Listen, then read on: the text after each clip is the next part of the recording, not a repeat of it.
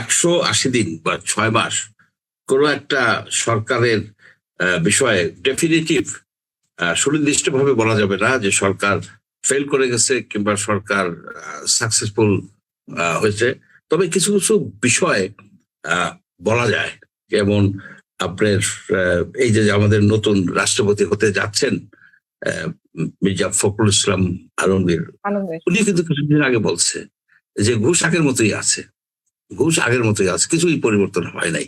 একেবারে একটা মানে নিখাত সত্য কথা উনি বলেছেন। আপনি যদি রাস্তাঘাটে পথে প্রান্তরে লোকজনকে জিজ্ঞেস করেন যে যে আশা নিয়ে যে আশা নিয়ে এই জুলাই মাসে আগস্টের প্রথম সপ্তাহে বাংলাদেশের তরুণরা বুকের রক্ত দিয়েছে, কমপক্ষে 1500 তরুণ তরুণী নিহত হয়েছে, কয়েক হাজার পঙ্গু হয়ে গেছে, চক্ষু হারাইছে, সেই যে একটা স্যাক্রিফাইস, সেই যে ত্যাগ, সেই ত্যাগের প্রতি কি আমরা সম্মান দেখাতে পেরেছি? পারি নাই।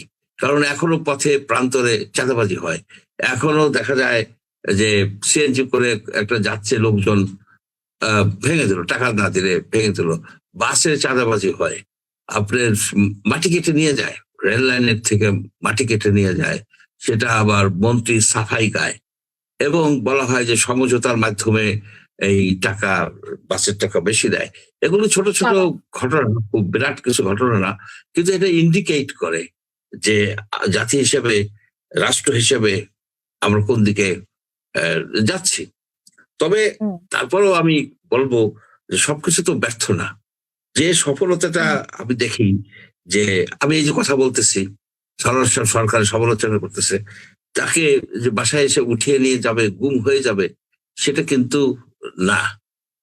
আপনার যে পুলিশ কিন্তু এখনো মিছিলের উপরে আপনার গুলি চালায় না, গুলি বর্ষণ করে না, কিংবা ক্রস ফায়ার করে না, কিন্তু মানুষ গুম হয়ে যায়, হারিয়ে যায়, পাওয়া যায় না, যেটা ছিল সেটা এখন।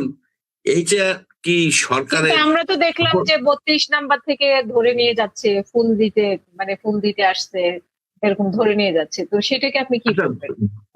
সেগুলিকে বলবো যে নন স্টেট অ্যাক্টর। পুলিশ ধরে নিয়ে যাচ্ছে না, পুলিশ ধরে নিয়ে যে গুম করতেছে না, সেটা আপনি বলতে পারবেন না।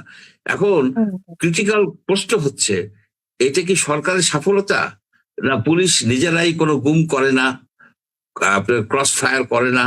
কারণ তারা শেখ হাসিনার আদেশে, নির্দেশে, উৎসাহে তারা কিন্তু অনেক গুম করছে, খুন করছে, আপনার ক্রস ফায়ার করছে।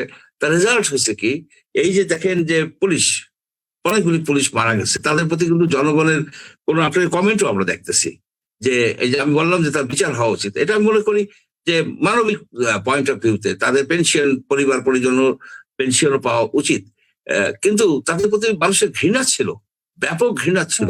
এই যে একজনে লেখছে যে 10টা সাভারে যে 10টা লাশ পুড়িয়ে দিয়েছে, এগুলি উৎসাহ দিচ্ছে কে? সরকার উৎসাহ দিচ্ছে, এবং তার রেজাল্ট হয়েছে অনেক পুলিশের, তো কয়েকজন পুলিশের ফাঁসি হয়ে গেছে, কিন্তু ফাঁসি হয়েছে, জেল হয়েছে, অনেকে চাকরিচ্যুত হয়েছে, অনেকে নিগৃহীত হয়েছে। এখন এই পুলিশ কি তারেক রহমানের সরকারের কথায় গুম করবে? এই পুলিশ কি কোনো মানুষকে মিছিলের উপর গুলি করবে? নিঃসন্দেহে না, নিঃসন্দেহে না।